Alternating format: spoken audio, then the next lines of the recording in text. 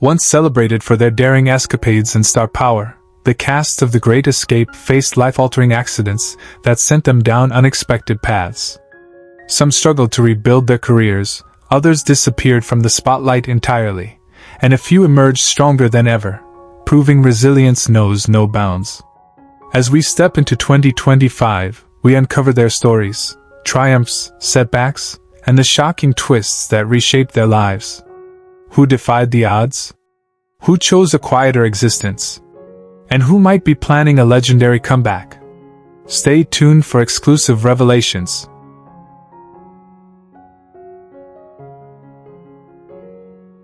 Steve McQueen, who portrayed Hiltz, the Cooler King, in The Great Escape, was 33 years old when he played the rebellious American pilot famed for his solitary confinement stints and daring motorcycle escape.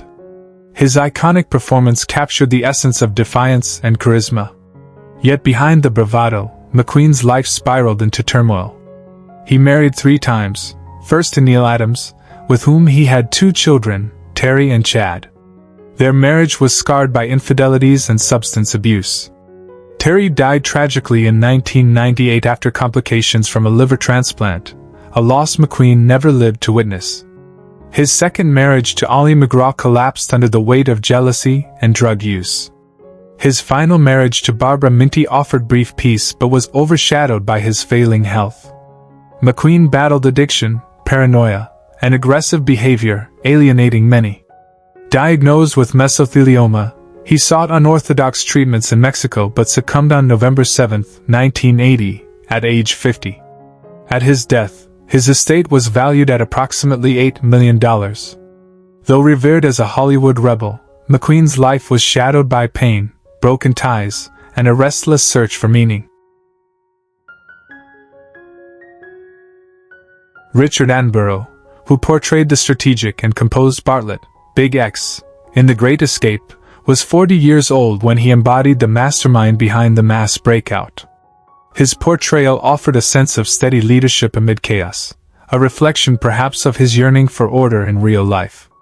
Though his film career flourished, later directing Gandhi, his personal world bore deep scars. He married actress Sheila Sim in 1945, and they had 3 children, Michael, Jane, and Charlotte. Tragedy struck in 2004 when his daughter Jane and granddaughter Lucy died in the Indian Ocean tsunami, a loss from which he never emotionally recovered. His marriage endured, but the family grief was profound and consuming. Attenborough also suffered declining health in his later years, including a stroke in 2008, and spent his final days in a care home. He passed away on August 24, 2014, at the age of 90. His estate was estimated at $10 million. Though hailed as a cinematic titan, his twilight years were dimmed by loss and frailty, a quiet contrast to his commanding screen presence.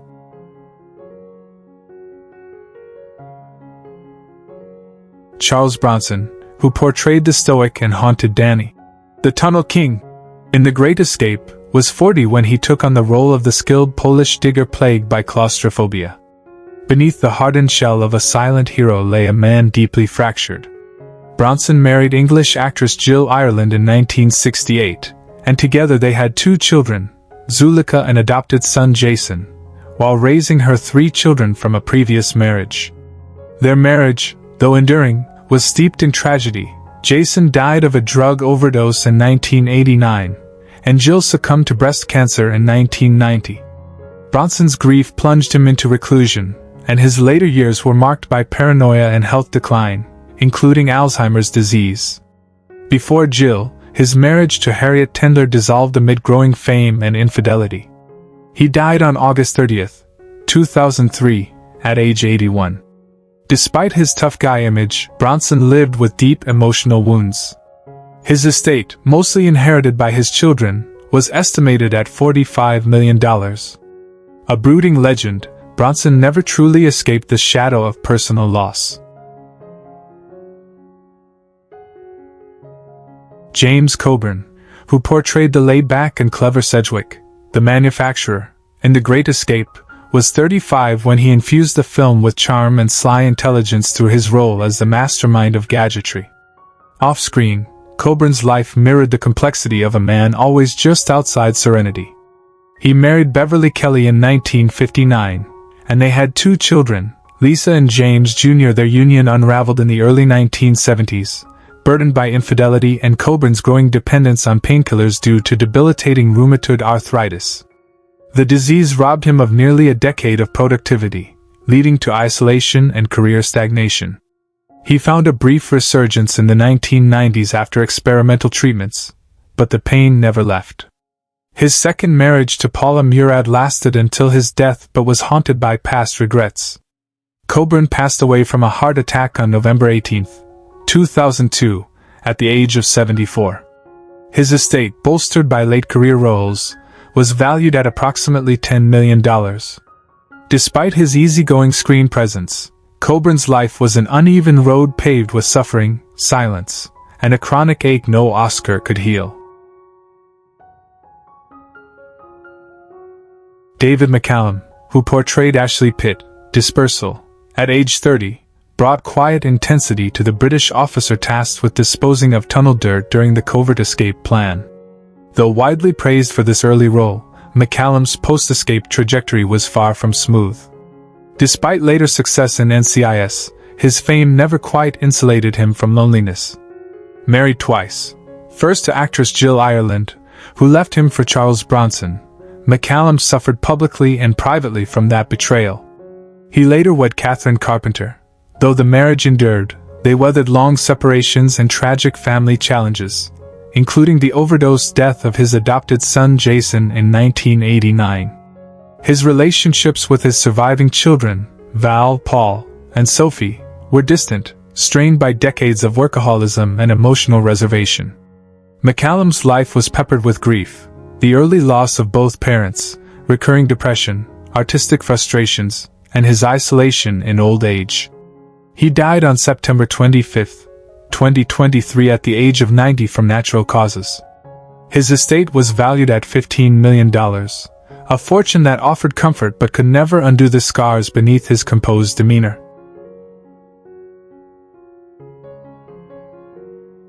John Leighton, 27 when he embodied Willie, the Tunnel King, captured the restless energy of a man who carved his way through captivity with determination and ingenuity. Despite his charismatic screen presence and early promise, Leighton's stardom faded swiftly in the glare of bigger names. A teen idol turned film actor, he struggled to redefine himself when the screaming fans went silent. He married fashion designer Diana Smith in 1967, a union that produced 2 sons, Thomas and Julian, but was often marred by his career insecurities and long periods of emotional absence. They divorced in 1981. Leighton never remarried, retreating from public life and battling chronic depression and financial stress, especially after failed business ventures in the 1980s. His later years were marked by reclusiveness, rarely appearing at conventions or reunions. Despite being physically healthy at 89, Leighton lives in near solitude on the outskirts of Sussex, sustained by dwindling royalties and a modest estate estimated at $900,000. The spotlight that once defined him became a memory long dimmed by time, regret, and fading relevance. Nigel Stark, 44 when he portrayed Cavendish, the surveyor, gave the role the calm intelligence of a man mapping out a route to freedom. Off-screen, Stark led a life burdened by broken dreams and unfulfilled promise. A respected character actor, he never found lasting stardom, often relegated to supporting roles. His personal life fared no better. Married 3 times, all unions ended bitterly. His second wife, Sonia Williams, accused him of emotional coldness and erratic moods exacerbated by alcohol. He fathered 2 children, James and Caroline, but his relationship with them was fractured, marked by distance and resentment. Stark's later years were plagued by ill health, mounting debts, and an increasingly hostile industry that had little room for aging talent. He died on June 23, 1986 at age 66 from a heart attack, alone in a modest flat in North London. Forgotten by many, mourned by few, his estate was estimated at a mere $150,000, mostly in residuals and royalties. The maps he drew on screen were clearer than the paths he navigated in his own troubled life. Jud Taylor, 31 when he played golf, one of the American POWs, had an unassuming presence in The Great Escape, a prelude to a more substantial behind-the-scenes career. Turning to directing in the 1970s, Taylor found moderate success but was never celebrated by the public. Though work was steady, it was soulless. TV movies, obscure episodes, a revolving door of half-hearted scripts. He married college sweetheart Susan Kramer in 1959, with whom he had 3 children, Anne, Michael, and Derek, but the union deteriorated under the strain of long productions, professional disappointment, and his growing bitterness. They divorced in 1982, leaving him emotionally adrift. Taylor struggled with chronic back pain, substance dependency, and recurring insomnia, often writing long letters to himself in search of meaning. In his later years, he lived quietly in New York, teaching directing but rarely smiling. On August 6, 2008, he died of heart failure at age 76, a man largely forgotten by Hollywood. His estate, composed mostly of residuals and property, was valued at $1.2 million. His funeral was sparsely attended, one last silent take in a life filled with unfinished scripts. James Garner, who portrayed Henley, the Scrounger, in The Great Escape, was 35 years old when he took on the role of the clever American who used charm and wit to secure vital escape materials. Garner's performance brought a subtle warmth and cunning to the character, making him one of the film's most beloved figures. Off-screen, however, Garner's life was punctuated by turmoil. He married Lois Clark in 1956 after just 2 weeks of courtship, and though they remained married until his death, their relationship was marked by long separations and emotional strain. Garner had one daughter, Gigi, but struggled to maintain a steady presence due to career demands and bouts of depression. He suffered from chronic back pain following a stunt injury, which led to years of painkiller dependency. His post-escape career faltered during the 1970s due to disputes with studios and health issues. Despite success in The Rockford Files, he often expressed disillusionment with Hollywood. He also battled heart problems and underwent bypass surgery. In his later years, he withdrew from public life, battling memory loss and depression. Garner died peacefully on July 19, 2014, at age 86 due to a heart attack. At the time of his death, his estate was estimated at $20 million. James Donald, who portrayed Ramsay, the SBO, in The Great Escape, was 46 years old when he embodied the dignified and composed senior British officer, commanding respect while maintaining a quiet stoicism. Donald's character was a symbol of leadership and decency amid despair.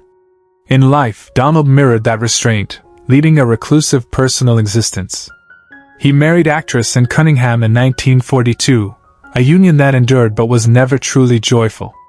They had no children, and those close to them said the home was often silent, filled more with books and separate routines than conversation.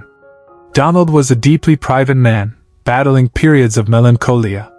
His career waned in the late 1970s, with sparse roles and growing resentment toward the typecasting that plagued him.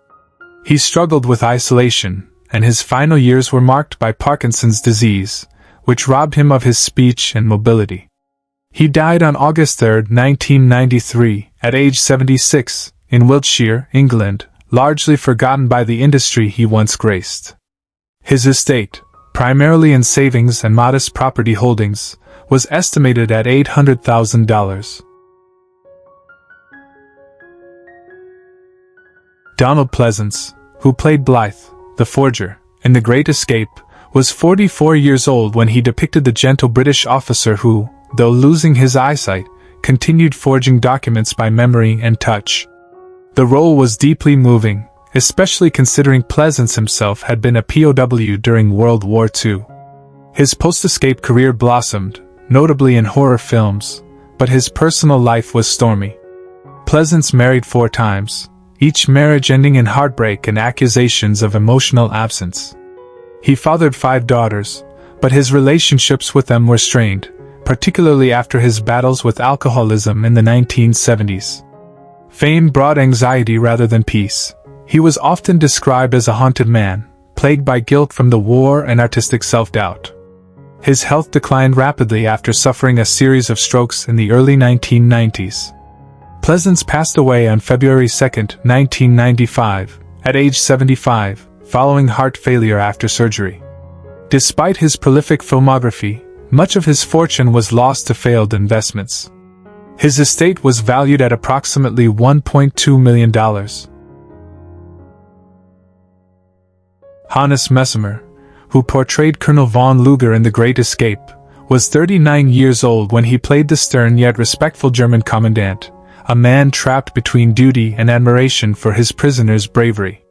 Messamemer brought gravity and subtle empathy to the role. His own life, however, was far more erratic. After surviving the Eastern Front in World War II, he was captured by the Soviets, escaping only to find post-war Germany in ruins. He married actress Monika Multhaupt in 1955, but the marriage dissolved after just 3 years. He remarried twice more, each union ending bitterly. He had 2 sons, Lucas and Tobias, either of whom maintained a close relationship with him, citing emotional detachment and anger issues. Though he found steady work in German cinema, Messamer's career faltered after a public struggle with alcoholism and a disfiguring car accident in the 1980s. Financial hardships followed, and he lived in seclusion in a modest flat near Aachen.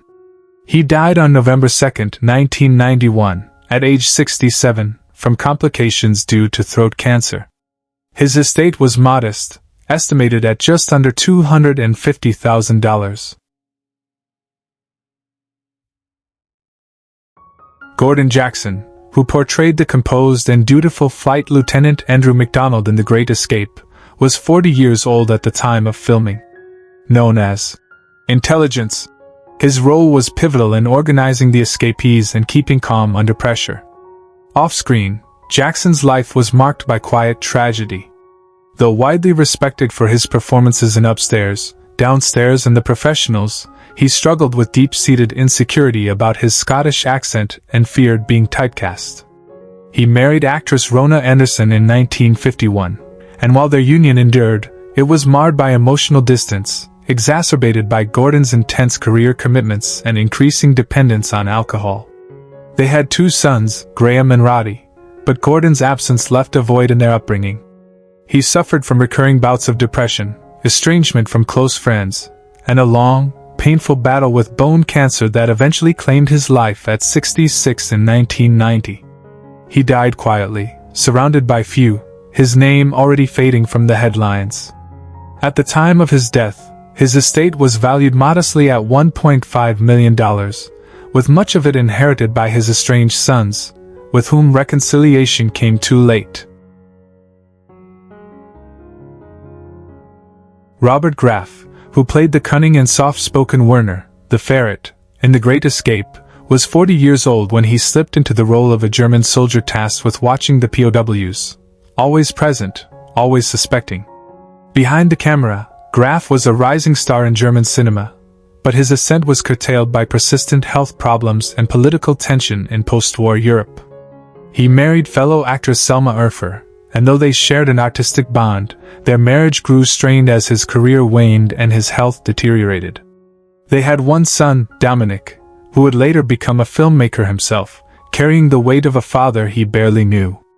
Graff battled chronic illness and underwent multiple surgeries for a rare heart condition.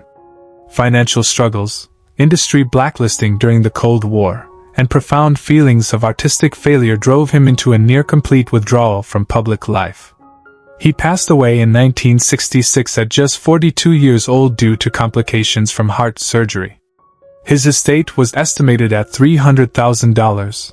A tragic sum for a man once touted as one of Germany's most promising actors. His memory lingered in cinematic circles, but the world largely moved on, too quickly.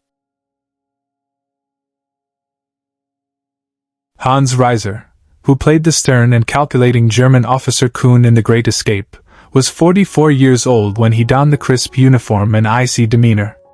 Known for portraying rigid and severe characters, Reiser found it difficult to break free from typecasting, a reality that haunted his later years. Though his performances were respected, his career dwindled throughout the 1970s, and offers came few and far between. Reiser married artist Lotte Kaufman, whose free-spirited nature clashed painfully with his structured worldview. Their union lasted only 7 years, marred by miscarriages, volatile arguments, and Hans's growing dependence on sleeping pills. They had no children. Reiser was haunted by survivor's guilt. His family fled Nazi Germany, leaving behind loved ones who perished. He suffered from paranoia, believing his phone was tapped and his work sabotaged. By the 1980s, he lived in near obscurity in a small flat in Munich, refusing interviews and sinking into reclusion. He died in 1992 at the age of 73 from liver failure linked to long-term medication abuse. His estate was modest, around $400,000, mostly tied in real estate. Forgotten by many, his legacy endures as a ghostly echo in post-war cinema. Who is your favorite character from The Great Escape?